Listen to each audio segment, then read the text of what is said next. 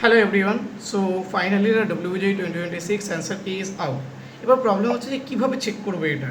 দেখ, এটাকে চেক করার জন্য তোরা প্রত্যেকেই জানি যে WBJEE 2026-এ 4 থেকে 5টা সেট থাকে, ঠিক আছে। আর প্রত্যেকটা সেটের জন্য যে কোশ্চেন যে নাম্বারিং করা থাকে না, ওটা আলাদা আলাদা থাকে। যেমন কোশ্চেন নাম্বার 1 ধরে নে এই কোশ্চেনের অ্যান্সার এ হলো, অন্য কারো কোশ্চেন নাম্বার 1টা আলাদা হতে পারে, ঠিক আছে।